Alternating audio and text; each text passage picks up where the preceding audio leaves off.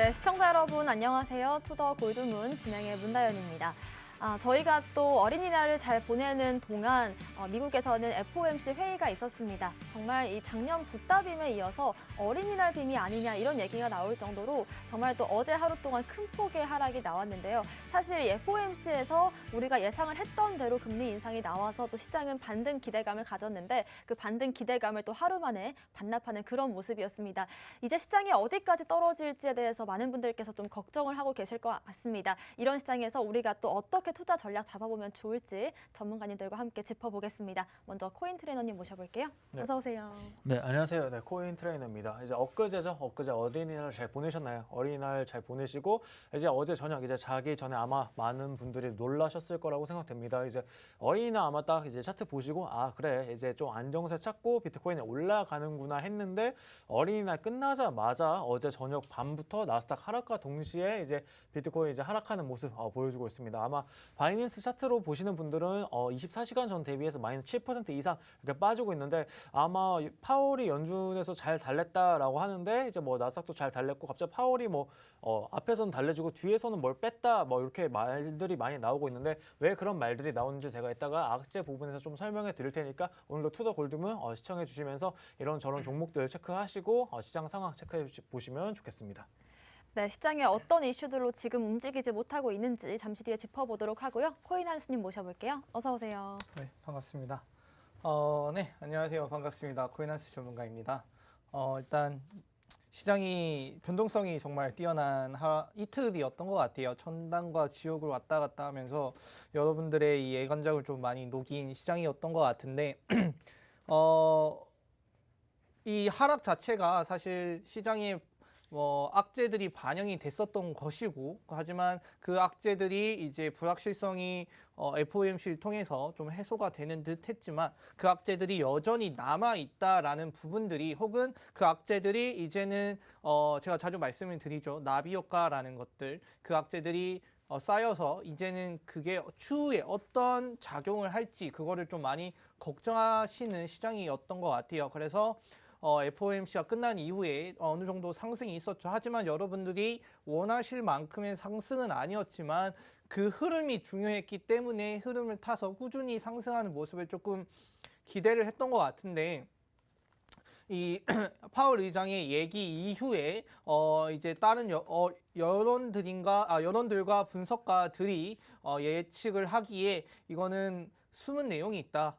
실제로는 0.5의 정도의 내용이 아니라 더 깊고 더 높은 수치의 내용이 있다라는 거를 좀 암시를 했던 걸 또 캐치를 했고 그게 또 이 불안한 심리 작용을 또 통해서 하락을 이끌었던 것 같습니다. 하지만 이 내용들 어차피 나중에 들어보시면 아시겠지만은 다 일시적이고 지정학적인 이슈이기 때문에 금방 해소될 거라 시간만 주어진다라면 그만큼 다시 회복할 거라 말씀을 좀 드릴 수 있을 것 같습니다. 네, 그럼 지금 또 현재 시장에 어떤 이슈들이 있는지부터 체크해 보겠습니다. 먼저 악재부터 살펴볼게요. 코인 트레이너님. 네, 지금 제가 먼저 설명드릴 악재는 아무래도 이제 0레포 금리 관련해가지고 파월이 왜 앞에서는 이렇게 얘기를 하고 뒤에서는 이렇게 행동을 했는지 관련해서 좀 설명을 드리도록 하겠습니다. 엊그제 이제 파월이 시장 달래기에 좀 나섰습니다. 이제 파월이 직접 나와서 나는 0.75 금리 인상은 그렇게 심각하게 고려하고 있지는 않다. 하지만 고려하고 있지는 않다는 거지 안 하겠다라고 발언을 한 건 아니었고요. 이런 부분이 있어가지고 기존에 언급된 대로 이제 뭐 반영을 하는 그런 부분에 있어서 이제 나스닥 같은 경우 환호를 지르면서 이제 3%대 이상 올라가는 이런 모습이 보여졌고요. 그리고 비트코인도 마찬가지로 가격적인 측면에 있어가지고 나스닥이랑 굉장히 많이 커플링을 요즘에 보여주고 있죠. 이런 부분에서 다시 제자리를 찾아서 40.1K, 40K까지 다시 터치를 하는 이런 모습이 보여주고 쭉 횡보를 해주는 이런 시장의 모습을 보여주었습니다. 근데 어제 저녁이죠. 어제 저녁 한 10시, 11시 정도부터 이제 미 선물 지수 하락과 지금 달러 가격 상승 그리고 10년물 국채가 지금 3%대를 다시 넘었어요. 전일 대비해가지고 채권 금리가 채권 수익률이 1%대가 넘는 이런 현상이 발생하면서 이제 나스닥이 이제 장중에 아마 주식 같은 거 개별 주식 아마 하시는 분들은 이제 서킷 브레이커까지 이제 확인하실 정도로 이제 폭락을 했고요. 이제 나스닥이 어제 4.99% 하락을 하고 비트코인은 24시간 기준으로 마이너스 7% 정도 이제 하락을 하는 그런 모습이 나와줬습니다. 아마 업비트 기준으로 아마 확인하신 분들도 아마 거의 뭐 이제 나스닥이랑 비슷하게 마이너스 한 5% 정도 이제 좀 빠지는 이런 모습을 아마 다들 확인하셨을 거예요. 근데 시장을 이렇게 잘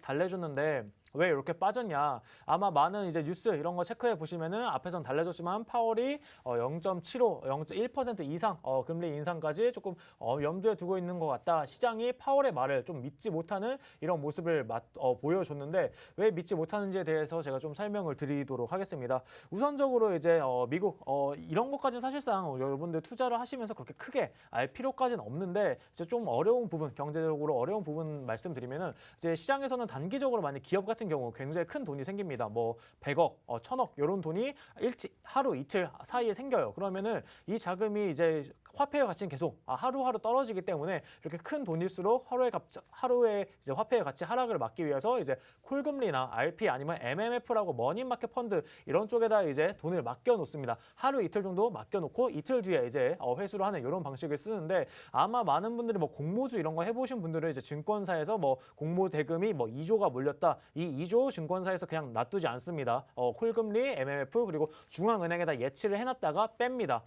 중앙은행에서 이걸 보통 이제 환매 조건부 채권이라고 하는데 이런 상품들을 통틀어서 환매 조건부 채권 같은 경우는 이제 금융기관이 일정 기간 후에 다시 사는 조건하에 채권을 빌려주고 다시 되사는 행위를 말하는데 이걸 이제 중앙은행이랑 이제 개별 은행들 있죠. 뭐 우리나라 같은 경우 중앙은행, 한국은행이 이제 뭐 국민은행, 신한은행 이런 데 빌려주고 다시 회수를 하는 이런 걸 말합니다. 이걸 이제 레포라고 하는데요. 시중은행이 국채를 담보로 이제 돈을 빌려주는 이런 걸 이제 레포라고 하고 반대로 이제 중앙은행이 시중은행에 돈을 빌려주는 거 이제 역레포라고 합니다. 이런 역레포 거래가 있는데 금융기관에 이제 연준한테 이제 돈을 빌려줌으로써 이자를 받게 되는데 연준 파월 의장은 분명히 0.5%라고 했는데 이 금리를 0.8% 이상 이제 받아버리는 이런 행위가 나오면서 역레포 현상이 일어나면서 시장은 파월 너 믿지 못하겠다. 너 앞에서 0.5라고 하고 뒤에서 시중은행이랑 이제 자금 왔다 갔다 하는 이런 거를 0.8%를 받아버리냐라는 식의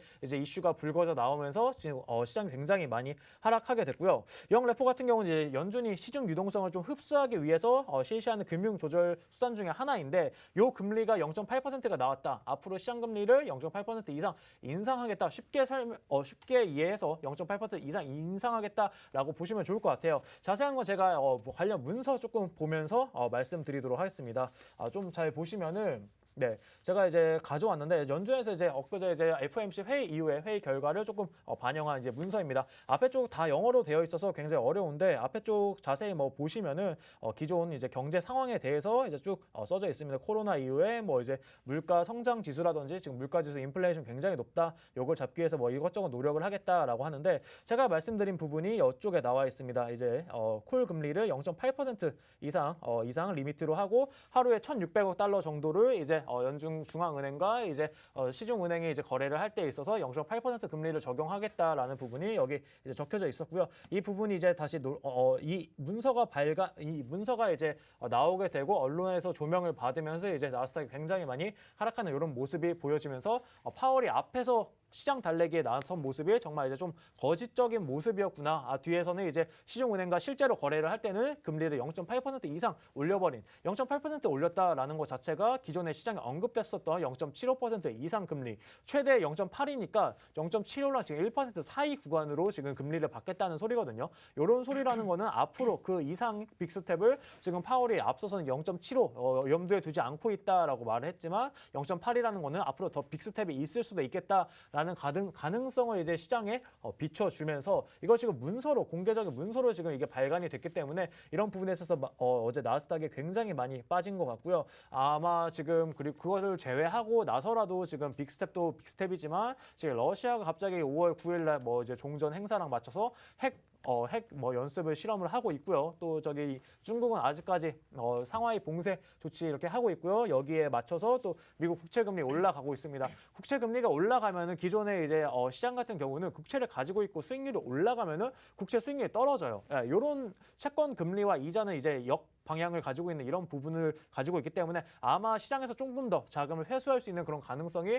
높아졌다고 보고 있습니다. 이런 와중에 또 이제 미국이죠. 미국도 이제 연방 상원 의원들이 이런 부분에 있어서 뭐 은퇴저축 포트폴리오에 이렇게 비트코인이 지금 이렇게 심한 변동성을 보여주는 거에 있어서 피델리 이제 자산운용 여기 피델리 인베스트먼트 이제 계획에 너네 퇴직연금에다가 비트코인 지분을 넣는 거에 대해서 조금 의견을 반대하는 입장을 조금 제시해주고 있습니다.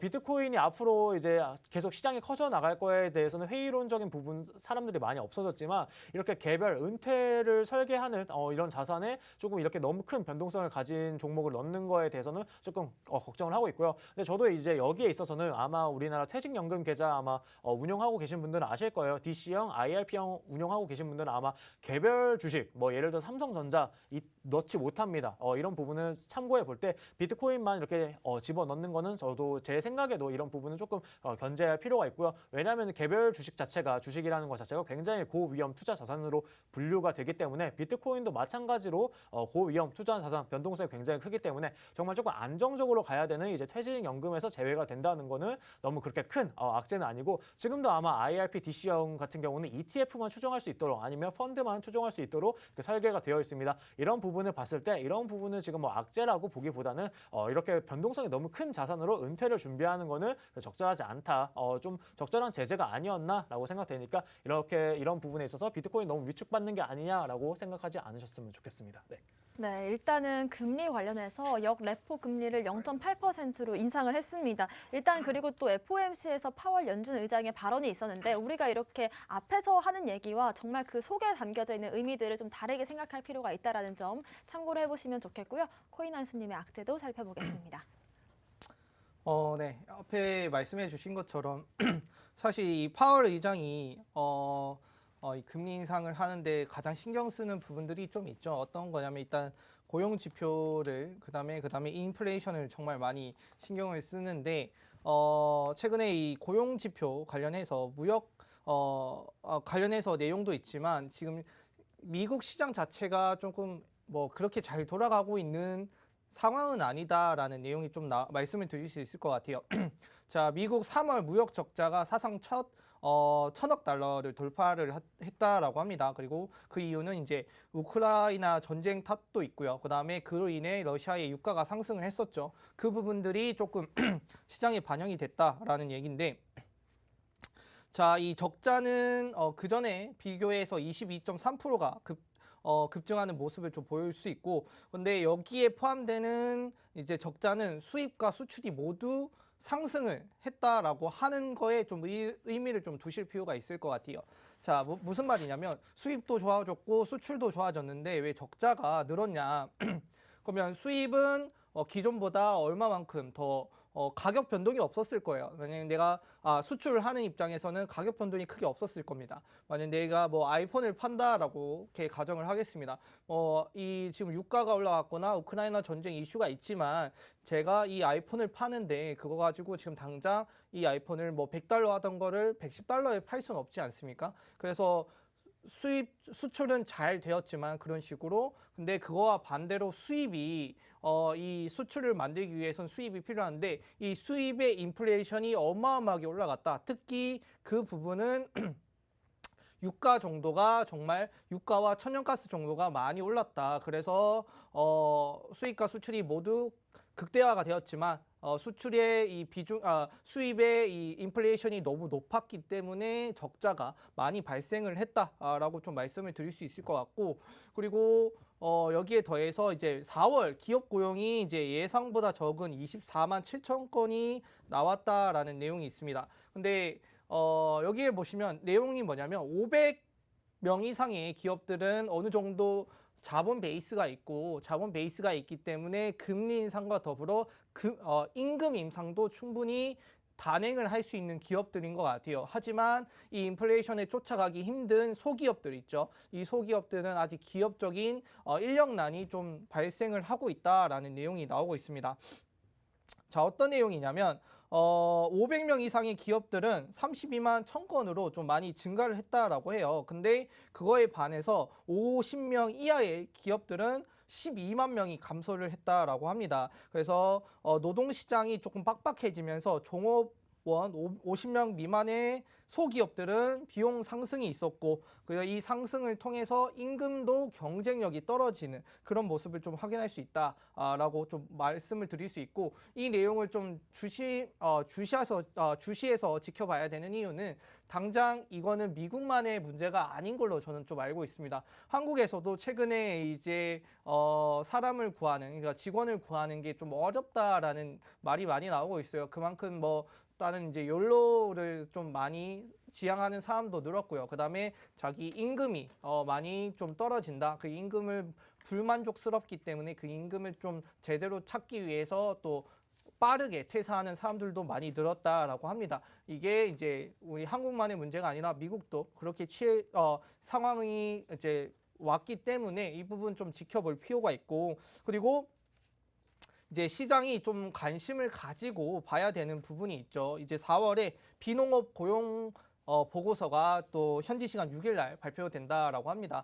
저번에 고용 지표가 좀 좋게 나왔었어요. 비농업 부분. 그래서 시장이 이거를 좀 안도감을 가지고 뭐 파월의 말도 중요하지만 사실 이런 정확한 데이터 측정이 좀 중요해 보입니다. 그러면 사람들이 지금 파월에 대한 불신감이 앞에 말씀해 주신 것처럼 불신감이 많이 쌓였단 말이죠. 그러면 파월이 얘기하는 건 정말 아닐 거야. 앞에 말씀하신 것처럼 어떻게 말씀드렸죠? 이거는 앞에서는 시장을 돋구기 위해서 좋게 얘기하지만 뒤에서도 다른 짓을 하고 있었잖아요. 그렇게 되면 이 파월에 대한 신뢰도가 많이 깨지는 부분이죠. 그럼 사람들이 어떻게 해야 된다? 그럼 한 사람의 말에 이렇게 좌지우지 되는 것이 아니라 이런 정확한 보고서나 측정에 대해 좀 많이 관심을 가지고 지켜볼 필요가 있을 것 같습니다. 그래서 현지 시간 6일 날 비농업 보고서가 좀 발표가 되니까 이 부분이 진짜 잘 나온다라면 고용 지표가 정말 좋게 나온다라면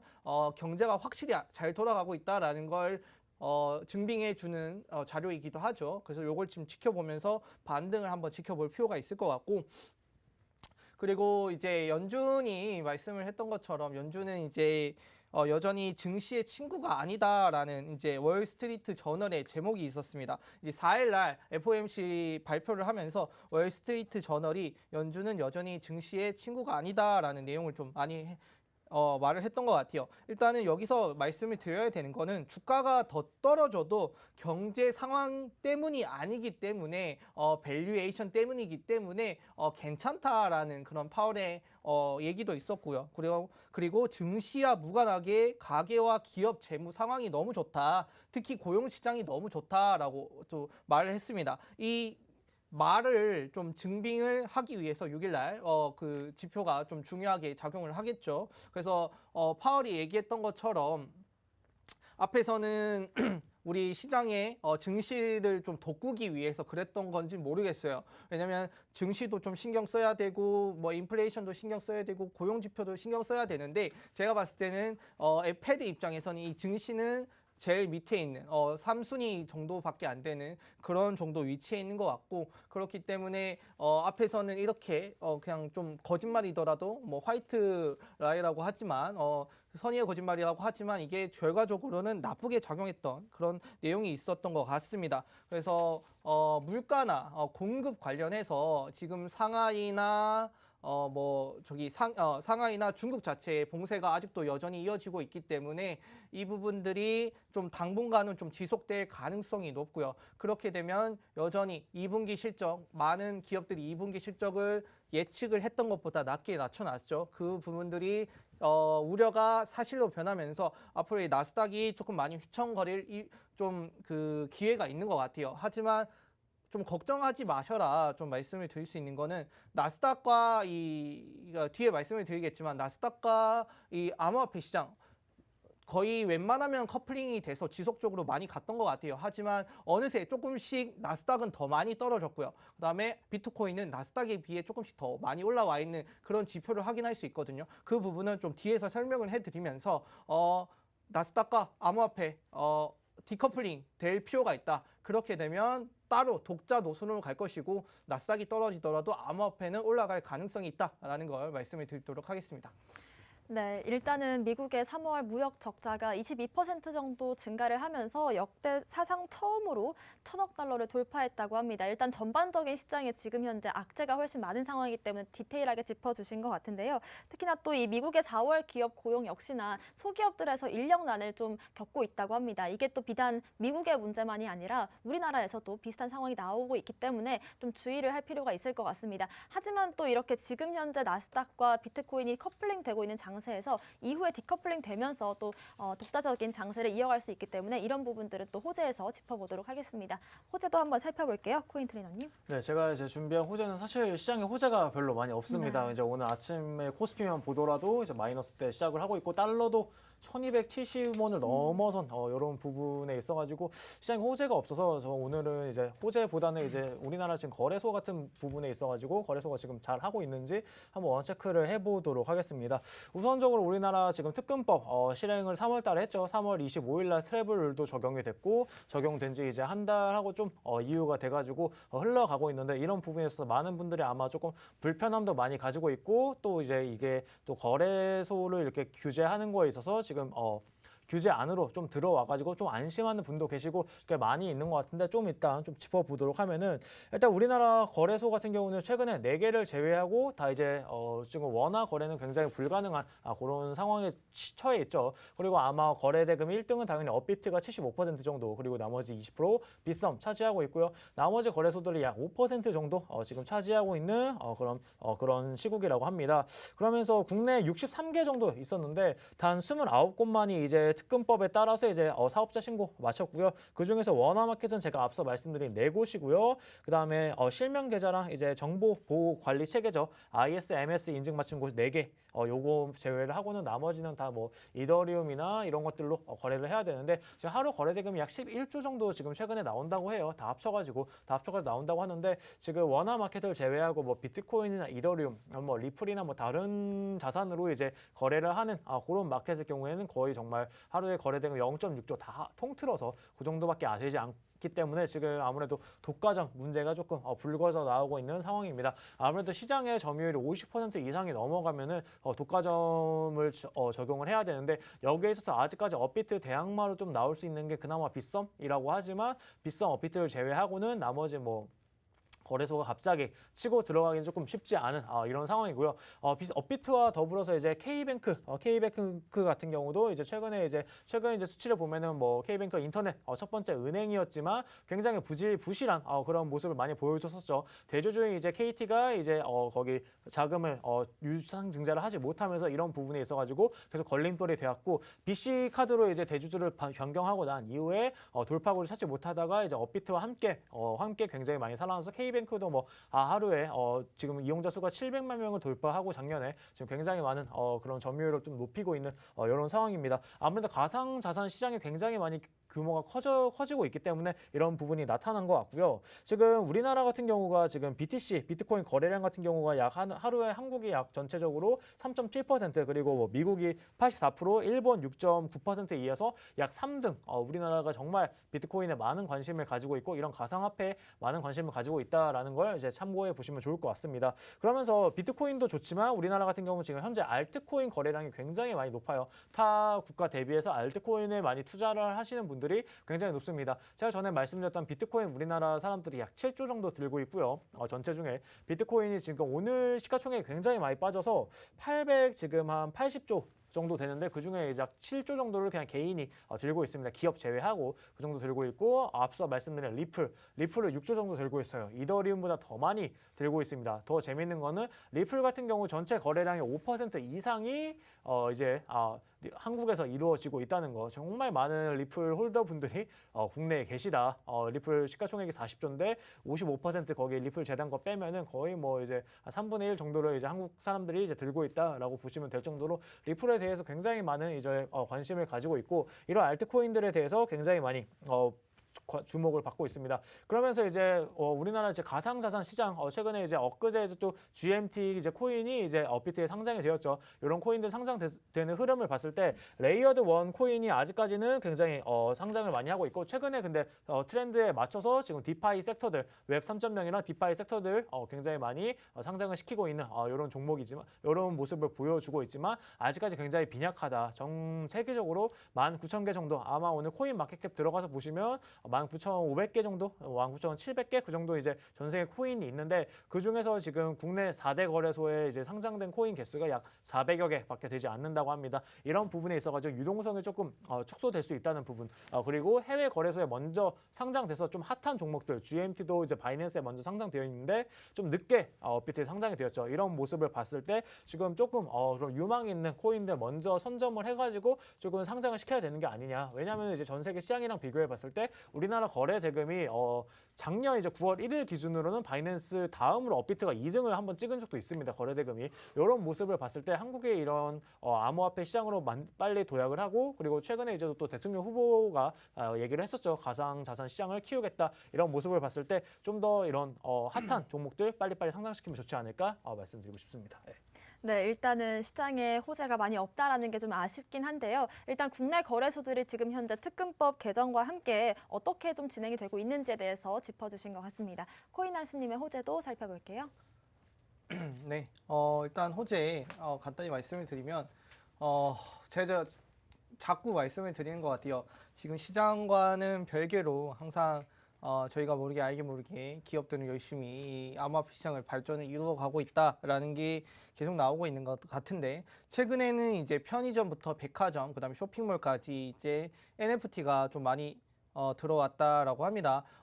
최근에 이 스테픈이라는 그 앱과 그다음에 NFT 그리고 상장을 통해서 좀 많은 사람들이 좀 관심을 가지면서 확인을 하실 수 있을 텐데 이 NFT에 정말 잘 활용된 사례라고 스테픈을 좀 말씀을 드릴 수 있는 게 스테픈은 뭐 간단히 설명을 해드리면 저희가 걷는 것만큼 물론 NFT를 구매를 해야 됩니다. NFT를 구매를 하고 그 다음에 앱을 통해서 설치를 통해서 그리고 가지고 계시면 내가 걷는 것만큼 그거에 관한 보상이 주어지는데 NFT를 실제로 잘 활용하고 우리가 편리하게 앱을 통해서도 당장 뭐 앱스토어나 그냥 애플 스토어 같은 거 구글 스토어나 애플 스토어에서 간단하게 다운받을 수 있는 접근성도 준비가 된 실제로 잘 활용된 NFT라고 생각을 하는데 이거를 이제 편의점이나 백화점 그다음 쇼핑몰에서 많이 도입을 하고 있다라고 해요. 그래서 뭐 롯데와 신세계는 자사 캐릭터를 좀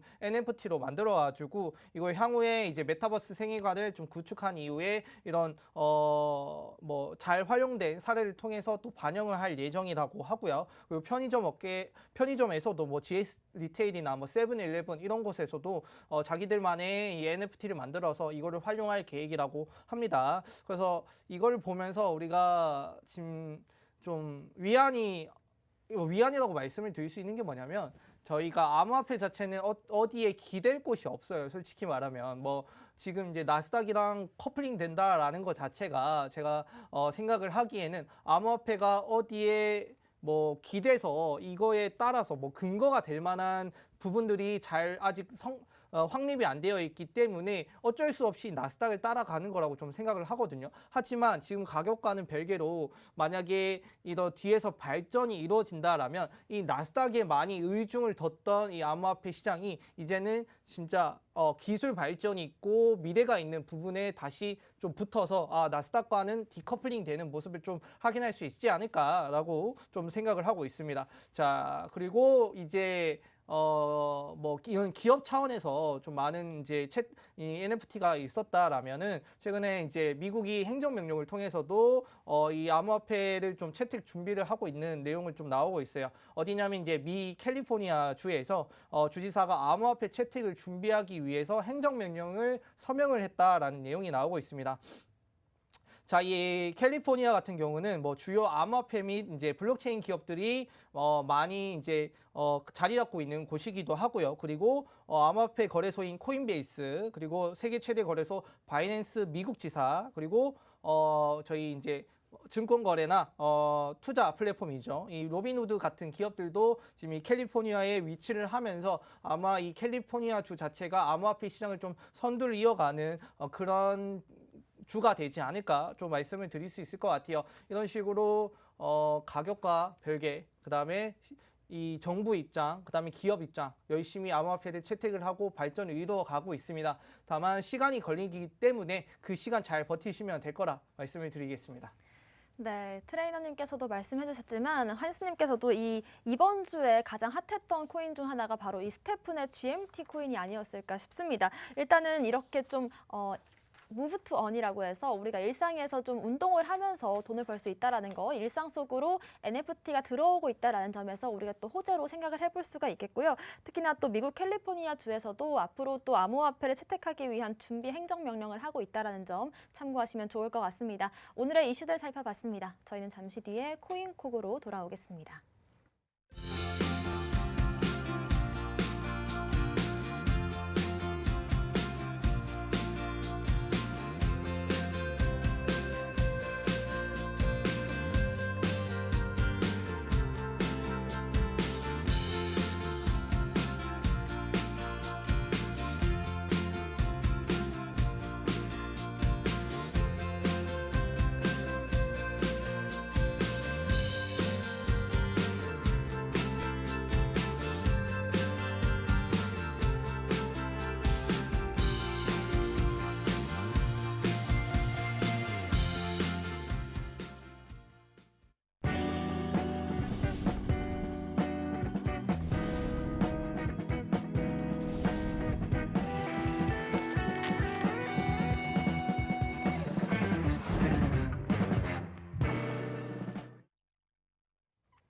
네, 코인콕 특징주 분석 시간입니다. 특징적인 이슈와 흐름 보여주고 있는 코인들 분석해 볼 텐데요. 아마 많은 분들께서 가장 궁금해하실 두 가지 코인이 아닐까 싶습니다. 한 가지씩 만나볼게요. 코인 트레이너님.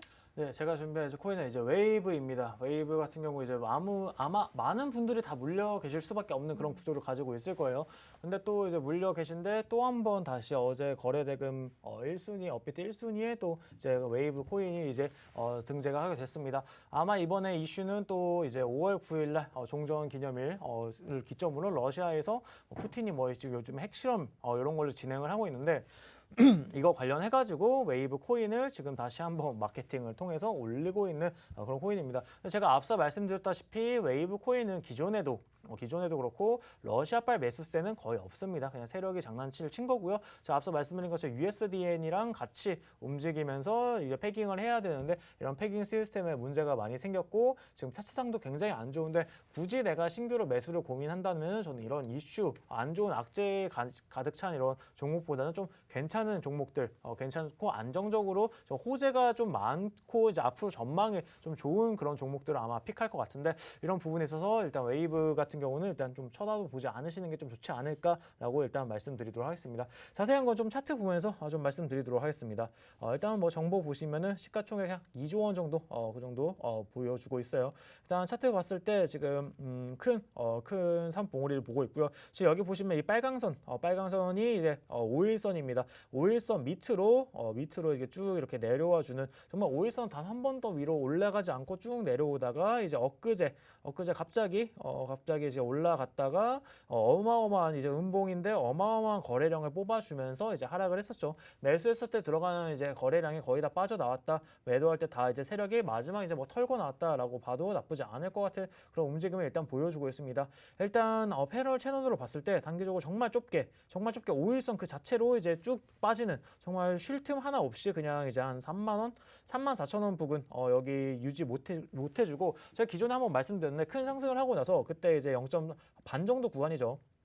큰 상승을 하고 나서 절반 정도 구간이 제가 이제 한 5만 4천 원 정도 이쪽에 이 정도 머물거나 진짜 못해도 한 4만 7천 원 여기까지만 좀 이제 지지만 해주고 좀 매물대 좀 만들어줘도 좀 괜찮겠다 한 번 더 올라갈 수 있는 그런 움직임을 보여주겠다라고 말씀을 드렸던 것 같은데 일단 그럼에도 불구하고 제가 그때 말씀드린 게 거래량이 어마어마하게 터져 나왔어요. 그냥 수익 실현 다 하고 나와버린 이런 물량들을 봤을 때 그 정도는 유지해주면 한 번 더 올라갈 가능성은 있지만 그럴 거 없이 정말 이제 뭐 보통 이제 헤드앤숄더 패턴을 이렇게 그려주잖아요. 근데 그런 패턴도 없이 그냥 한번 이제 올라갔다 내려가는 정말 이제 뭐 역 V자죠. 역 V자로 올라갔다가 내려올 때도 단 한 번에 이제 뭐 쉴 틈, 단 한 번에 뭐 기술적인 반등 같은 거 없이 쭉 빠져버리는 그런 모습 좀 많이 보여줬고 일단 기본적으로 수익 실현은 다 하고 나왔다라고 보시면 좋을 것 같아요. 단기적으로 봤을 때 지금 현재 구간에서 이평선 역배열로 쭉 하락하고 있습니다.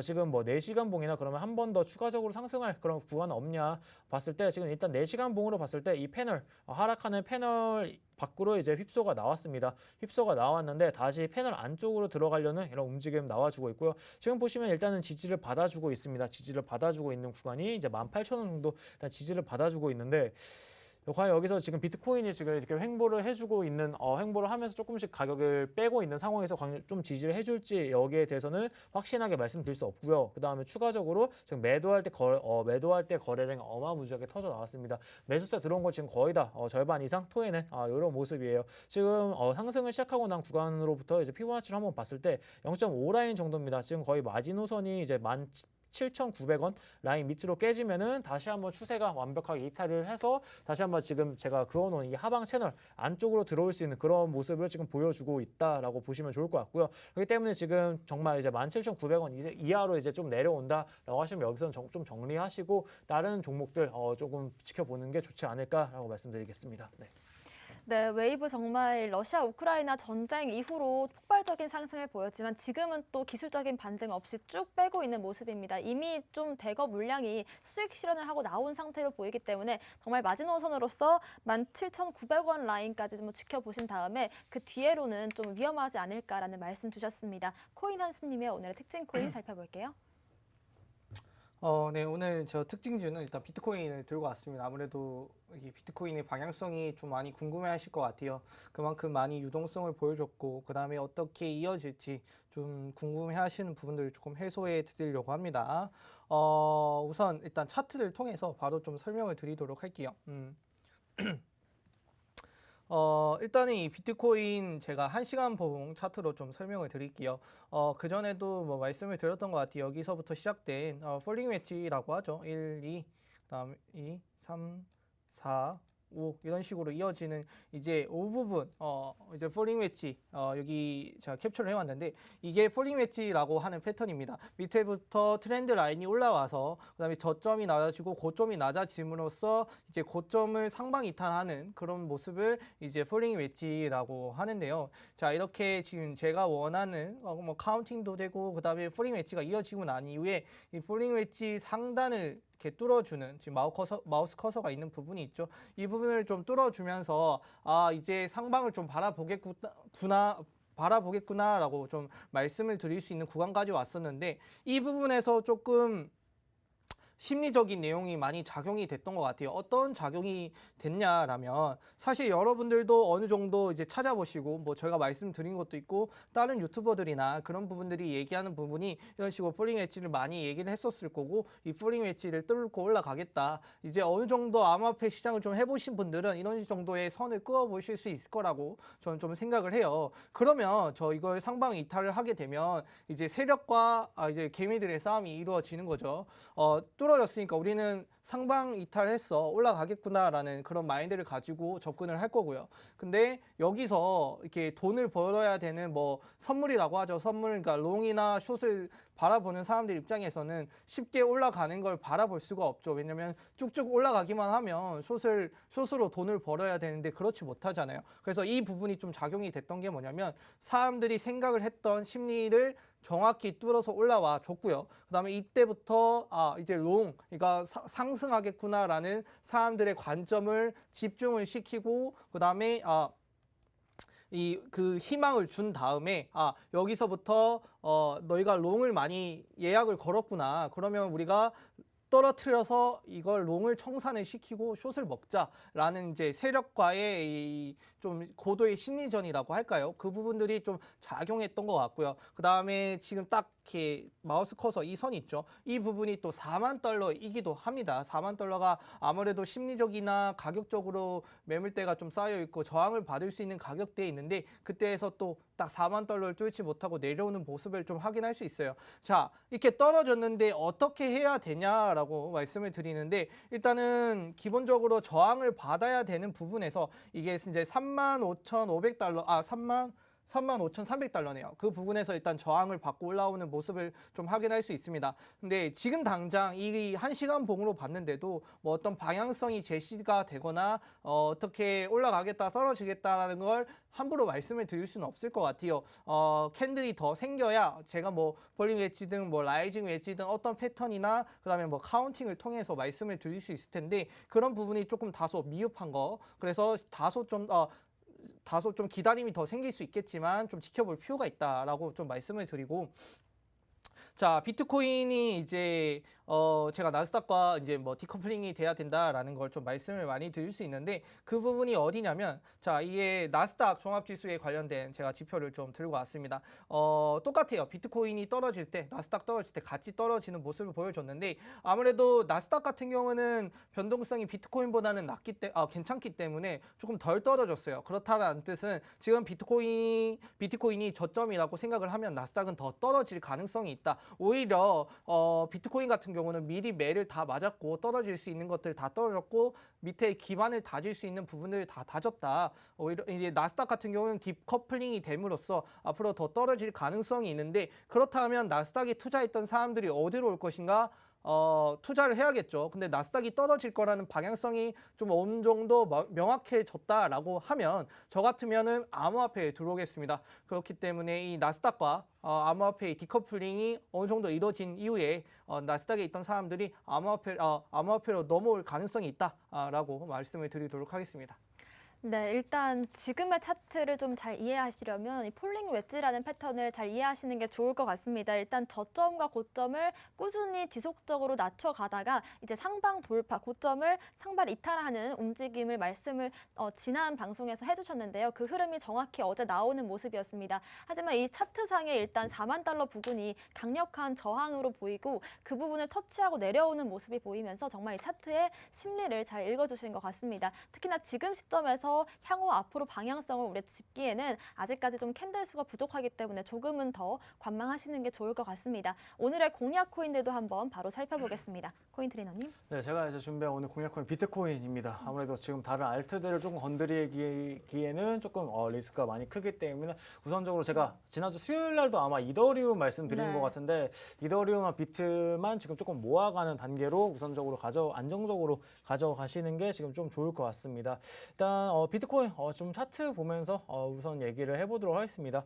비트코인이야 뭐 당연히 뭐 지수 역할을 하는 거죠. 그래서 사실상 시장에 올라갈 때는 지수 먼저 올라가고 나머지 이제 알트들이 따라서 올라가게 돼 있기 때문에 우선적으로 지수의 역할을 해주는 비트코인 먼저 보시는 게 좋을 것 같습니다.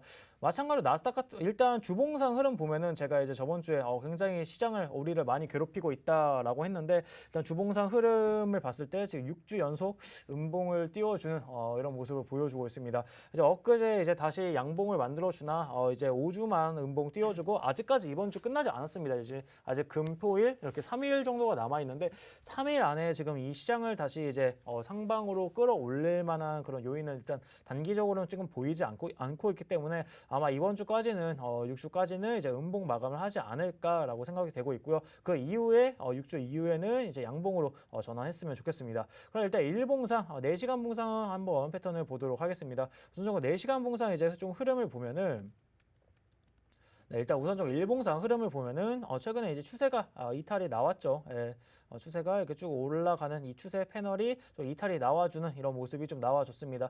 쭉 내려오다가 0.5 라인 제가 항상 말씀드리지만 이 정도 하락을 했으면은 보통 이제 기술적인 반등을 토대로 이제 0.5 라인이 이제 52,000달러 정도 부근까지는 좀 반등을 해줬어야 되는데 시장이 굉장히 약세를 보이면서 0.328 라인까지만 반등을 해주고 지금 좀 떨어지는 이런 패턴을 보여주고 있습니다. 지금 사실상 앞서서 앞서서 코인 한수님이 말해주신 것처럼 지금 시장을 읽기가 굉장히 조금 힘든 그런 상황입니다. 약 15분 봉으로 봤을 때 제가 어제 일단 폴링형 웨지형 패턴에서 이제 위에 뚫고 올라가는 그런 패턴이 나왔고, 제가 한 가지 더 본 거는 이제 불 플래그 패턴이라고 해가지고 지금 올라가서 고점과 고점이 낮아지고 고점과 고점이 좀 낮아지고 저점과 저점이 좀 낮아지는, 여기서 이렇게 상승을 보여주다가 불 플래그 패턴을 이제 그려주고 위로 올라가는 이런 그림이 있는데, 이제 보통 이렇게 올라가다가 좀 이렇게 빠지다가 올라가주는 이런 그림을 조금 상상을 했는데, 어제 이제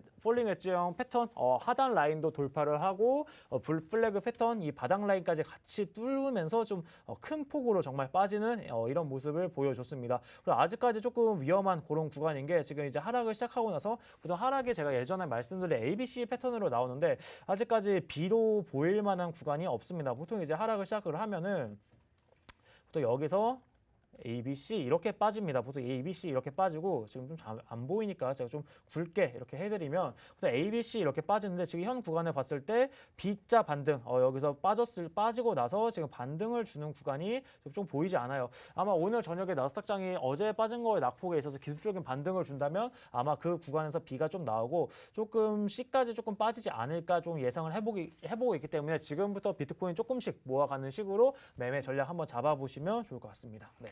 네, 일단 지금 같은 시점에서 우리가 포트에 담을 만한 코인들은 비트코인과 이더리움밖에 없지 않을까, 이런 생각도 들 정도로 많이 무섭게 좀 빠지고 있는 시장이긴 합니다. 일단은 하락 ABC 파동에서 일단 B 파동이 아직 발견이 안 됐기 때문에 추가적인 하락에 대한 염두를 좀 두셔야 된다라는 말씀 주셨습니다. 코인 한수님의 오늘의 공략 코인 살펴볼게요. 네.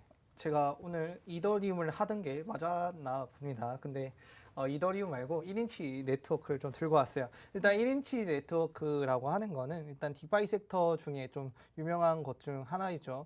디파이 섹터라고 하면 저희가 흔히 아는 솔라나, 그다음에 에이브, 그다음에 1인치 네트워크, 카이버 네트워크 등등을 좀 들 수 있을 것 같아요.